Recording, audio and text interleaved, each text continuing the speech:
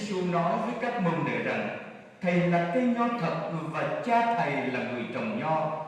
Cành nào gắn liền với Thầy mà không sinh hoa trái thì người chặt đi, còn cành nào sinh hoa trái thì người cắt tỉa cho nó sinh nhiều trái hơn. Anh em được thanh sạch rồi nhờ lời Thầy đã nói với anh em. Hãy ở lại trong Thầy như Thầy ở lại trong anh em. Cũng như cành nho không thể tự mình sinh hoa trái nếu không gắn liền với cây nho, anh em cũng thế nếu không ở lại trong Thầy. Thầy là cây nho, anh em là cành. Ai ở lại trong Thầy và Thầy ở lại trong người ấy thì người ấy sinh nhiều hoa trái. Vì không có Thầy anh em chẳng làm gì được. Ai không ở trong Thầy thì bị quăng ra ngoài như cành nho và sẽ khô héo. Người ta nhặt lấy quăng vào lửa cho nó cháy đi. Nếu anh em ở lại trong Thầy và lời Thầy ở lại trong anh em thì muốn gì anh em cứ xin, anh em sẽ được như ý. Điều làm cho Chúa Cha được tôn vinh là anh em sinh nhiều hoa trái và trở thành môn đệ của Thầy. Đó là lời Chúa. Lời Chúa Kitô, lời khen Chúa. Kính thưa quý bà, anh chị em và cộng đồng thân mến, Chúa Giêsu nói với chúng ta qua bài tin mừng hôm nay. Ngài dùng hình ảnh hết sức bình thường trong cuộc sống của chúng ta để nói về một sự gắn bó trong đời sống của chúng ta. Ngài nói đến Thầy là cây nho, anh em là cành nho. Và khi nói đến cành nho và cây nho thì nó có một sự liên hệ sự sống với nhau, nó có một sự liên hệ sinh tử với nhau. Bởi vì nếu cành nho mà lìa khỏi cây nho thì trên ngày dứt khoát không thể sống được. Cho nên nó có một sự liên hệ sinh tử với nhau, một sự sống gắn kết với nhau, không thể chia lìa. Cho nên khi chúng ta sống niềm tin của chúng ta, đó là lúc chúng ta được mời gọi sống sự hiệp thông với Chúa Giêsu, sống sự gắn kết với Chúa Giêsu, sống sự gắn bó và nên một với Chúa Giêsu. Và khi chúng ta có được điều đó nơi chính đời sống đức tin của chúng ta thì chắc chắn chúng ta sẽ nói lời của Chúa Giêsu. Chúng ta sẽ cư xử với anh chị em như Chúa Giêsu cư xử. Chúng ta sẽ chịu đựng với nhau như Chúa Giêsu chịu đựng. Chúng ta yêu thương, chúng ta cư xử, chúng ta hành xử với nhau, ứng xử với nhau, đối phó với nhau bằng chính tâm tình của Chúa Giêsu. Chẳng hạn nếu chúng ta bị một người chửi mình,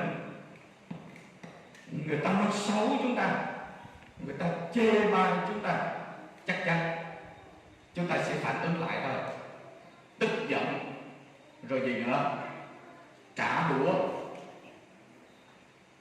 Nhưng nếu chúng ta để cho Chúa Giêsu nên một với chúng ta và chúng ta thử đặt Chúa Giêsu vào trong hoàn cảnh của chúng ta, Ngài sẽ làm gì đây?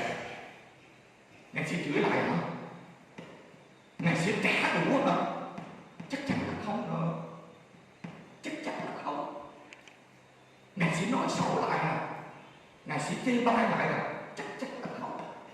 Nếu Chúa Giêsu ở trong hoàn cảnh của chúng ta, Ngài sẽ không làm. Ngài sẽ không làm như thế. Rồi nữa, nếu chúng ta bị người khác đánh đập, nếu chúng ta bị người khác chà đạp, nếu chúng ta bị người khác đổ dao cạo vạ chúng ta sẽ làm gì? Chắc chắn chúng ta sẽ trả đũa thôi. Nhưng giả như Chúa Giêsu ở trong hoàn cảnh của chúng ta, bây giờ Ngài sẽ làm gì? Không bao giờ hết.